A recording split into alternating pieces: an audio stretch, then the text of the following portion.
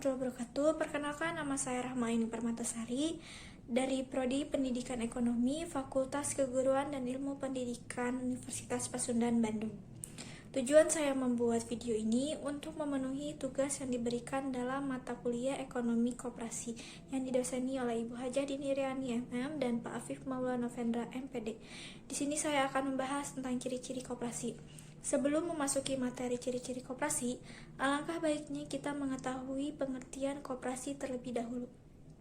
Koperasi secara etimologi berasal dari bahasa Inggris, yaitu cooperation, di mana ko ini memiliki arti bersama, dan operation yang artinya bekerja sama. Jadi, koperasi ini merupakan sama-sama bekerja menurut rencana yang sudah ditentukan ke arah tujuan yang sudah ditetapkan. Sedangkan, menurut terminologi, koperasi memiliki beberapa pengertian yang dikemukakan oleh beberapa pakar.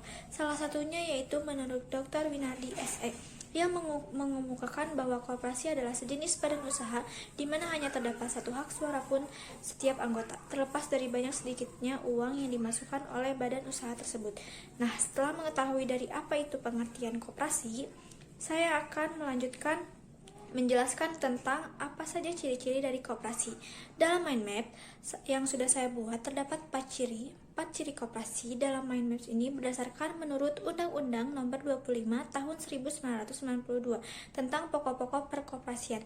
Ciri yang pertama adalah kumpulan orang bukan jasa, di mana bahwa koperasi ini adalah kumpulan orang-orang dan bukan kumpulan modal. Pengaruh dan penggunaan modal dalam koperasi Indonesia tidak boleh mengurangi makna dan tidak boleh menghamburkan pengertian koperasi Indonesia sebagai perkumpulan modal. Ini berarti bahwa koperasi Indonesia harus benar-benar mengabdikan kepada perkumpulan dan bukan kepada kebendaan. Yang kedua adalah bekerja sama. Koperasi Indonesia ini bekerja sama, bergotong royong, berdasarkan persamaan derajat hak dan kewajiban, yang berarti koperasi adalah seharusnya merupakan wadah demokrasi ekonomi dan sosial. Karena dasar demokrasi ini, maka harus dijamin benar-benar bahwa koperasi adalah milik para anggota sendiri dan pada dasarnya harus diatur serta disusun sesuai dengan keinginan para anggota, yang berarti bahwa hak tertinggi dalam koperasi terletak pada rapat anggota. Ciri yang ketiga adalah atas kesadaran anggota, di mana segala kegiatan koperasi Indonesia berdasarkan atas kesadaran para anggota. Dalam koperasi tidak boleh dilakukan paksaan, ancaman, intimidasi, dan campur tangan dari pihak lain yang tidak ada sangkut pautnya dengan soal-soal intern koperasi.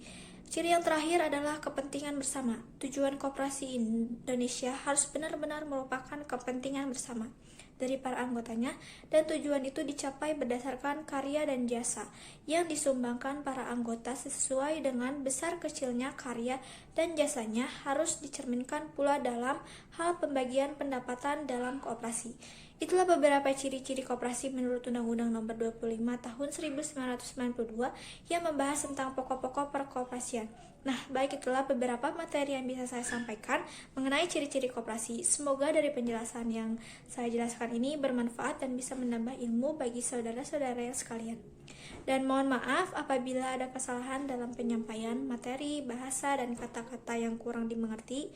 Saya Rahmaini Permatasari, mohon undur diri. Wabillahi taufiq wal hidayah. Wassalamualaikum warahmatullahi wabarakatuh. Terima kasih dan sampai jumpa.